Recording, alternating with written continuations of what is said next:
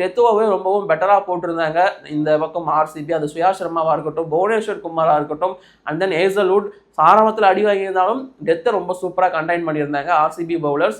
அது பார்க்க நல்லா இருக்கு. வழக்கமாக ஃபர்ஸ்ட்லேருந்து சூப்பராக போட்டு டெத்தில் 100 ரன்லாம் கொடுக்குற டீமாக தான் இருந்தாங்க ஆர்சிபி காலங்காலமாக. பட் இந்த முறை செம்மையாக கண்டெயின் பண்ணியிருந்தாங்க. அது பார்க்க நல்லா இருந்துச்சு.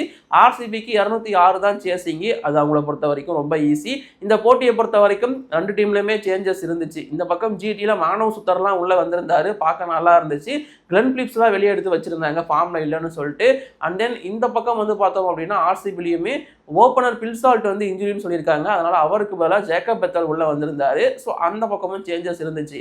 அண்ட் ஜிடியில் இன்னொரு விஷயம் நான் குறிப்பிட்டு சொல்லணும் அப்படின்னா, அவங்க வந்து ரொம்ப ஸ்ட்ராங்கான பவுலிங் யூனிட்.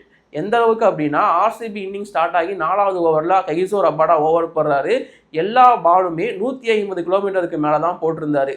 ஒரு மேட்ச்சில் ஒரு பால் 150+ போகிறதே பல பேருக்கு இப்போ அரிதான விஷயம். ஏன் சரி, ஒரு ஓவரில் ஒரு 150+ பால் போகிறது ரொம்ப ரொம்ப ரேரான ஒரு விஷயம். பட் 5 பாலையுமே 150+ கிலோமீட்டர் ஸ்பீடில் போட்டதுங்கிறது ரொம்பவும் சூப்பரு.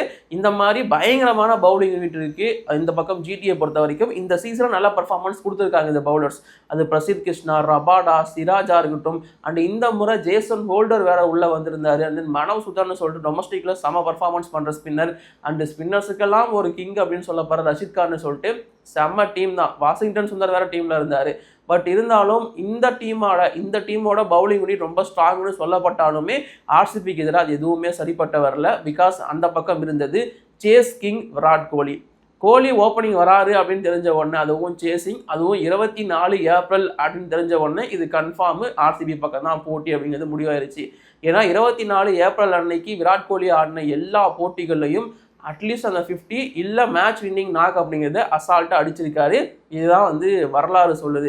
அதற்கேற்ற மாதிரி தான் இதுலேயும் ஒரு 80+ அப்படிங்கிறத ஸ்கோர் பண்ணுறாரு. ஜேக்கப் பெத்தல் சொதப்பியிருந்தாலும் யங்ஸ்டர் தேவ்தத் படிக்கல் 20 பாலில் 50 அப்படிங்கிற மாதிரிலாம் அடிச்சிருந்தாரு.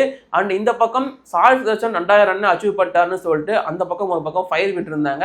அதே மாதிரி இந்த பக்கம் ஆர்சிபி பேட்டரான தேவ்தத் படிக்கல் அவரும் 2000 ரன் இன் ஐபிஎல் அப்படிங்கிற ரெக்கார்டையும் அவரும் அச்சீவ் பண்ணியிருந்தாரு. அவருக்கும் கொஞ்சம் ஃபயர் விட்டால் நல்லா இருக்கும்.